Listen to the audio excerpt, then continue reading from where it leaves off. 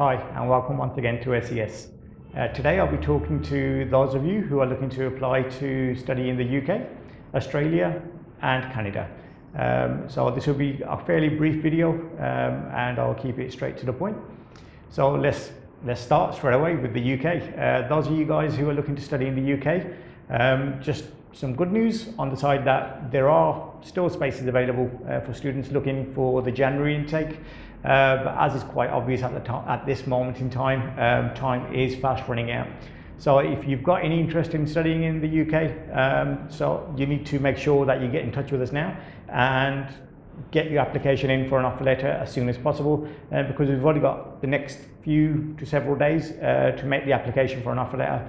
That leaves us with enough time to get the appropriate responses back and obviously file for the visa in time for our January cut-off date. The intake for January is still the same, so there are options available for those students looking for degree options and for those that are looking for post-graduation options as well, whether that be a master's degree or a diploma after graduation.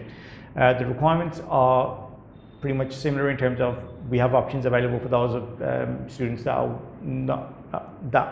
are looking to apply without the IELTS examination and those that have already taken the IELTS examination. I think currently I need to retake my IELTS at the moment, the way I'm speaking today.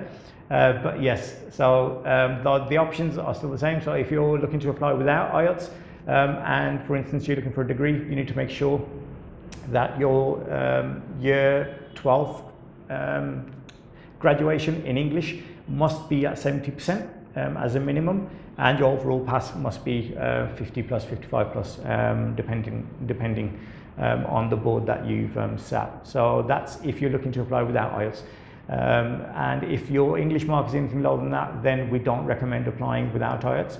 And obviously if you've got IELTS, that would be brilliant, and you're looking for around about 6 bands mark overall with maybe one module with 5.5, that will be eligible for a degree in the UK. For those of you that are graduated and looking for post-graduation courses in the UK, again the options are still there for available without English in terms of IELTS. But again, you need to be making sure that your 12th year graduation in English must be at 70% or above, and at least 55%. And you must have graduated your degree no later than or no earlier than 2016.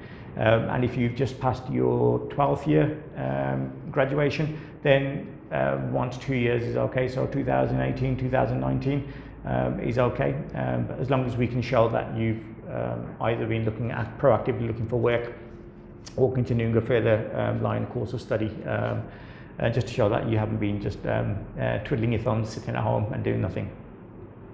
Now we'll move on to Canada. Now the Canada options are, because obviously the popularity for Canada is so great, and with the current situation where people are deferring their choices, at the moment the only options available are going to be for May, and a word of caution on this, those spaces are filling up fast. So you've got to bear in mind that at the moment there is a glut of applications that are deferring from the January intake because their files still need to be completed at the moment. And obviously there's a lot of cases where they're being reapplied for due to various reasons that may have been rejected for the previous visa and they're reapplying. And the universities are getting a lot of requests for deferments. So obviously they'll be given first choice. And obviously because of the popularity of Canada being so great, a lot of students, brand new students, are applying as well. And these spaces are fast filling up as we speak. So if you are looking to study in Canada, make sure you apply or think about applying for at least booking your place and your seat in your desired institute on your desired course. We are saying within the next month or so, so that at least your seat's booked and your place is reserved, even though the application process for your visa will start at the beginning of the year. It just gives us enough time to make sure that you're not disappointed and we can get you in your first choice course and your first choice of institute.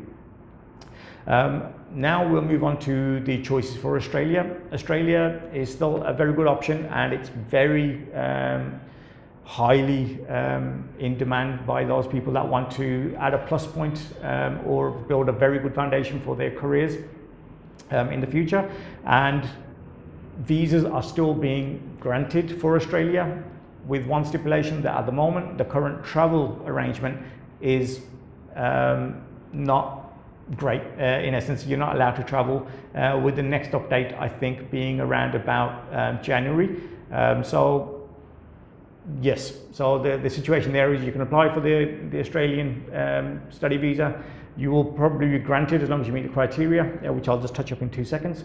But you need to be aware that you need to make sure that you're studying online classes here until an update and you're allowed to travel. Then you can do the on-site classes and travel to Australia and start your classes there.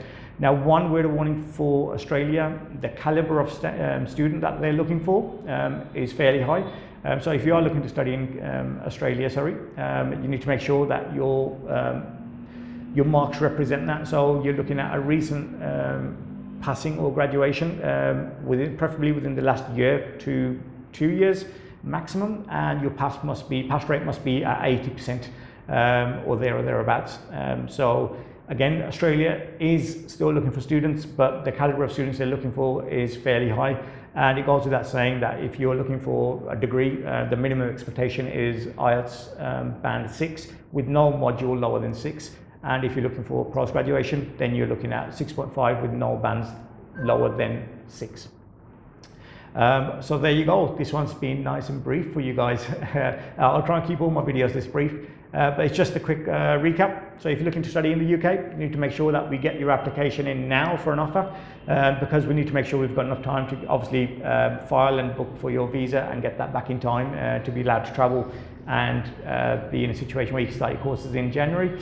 For Canada, we're advising that you start looking seriously at now and booking and reserving your seats for the May intake. And for Australia, you can apply for next summer intake, but be warned that currently visas are being granted, but flights obviously are another factor, and currently it's only online modes available for those students wishing to study in Australia.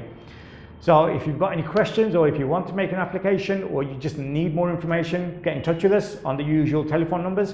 You can pay us a visit at the office, or get in touch with us on our social media platforms. If you leave your name and contact number or an email, one of our team will be in touch within 24 hours to answer any queries or questions that you've got. So yeah, stay safe guys, and I look forward to meeting you guys soon. Bye bye.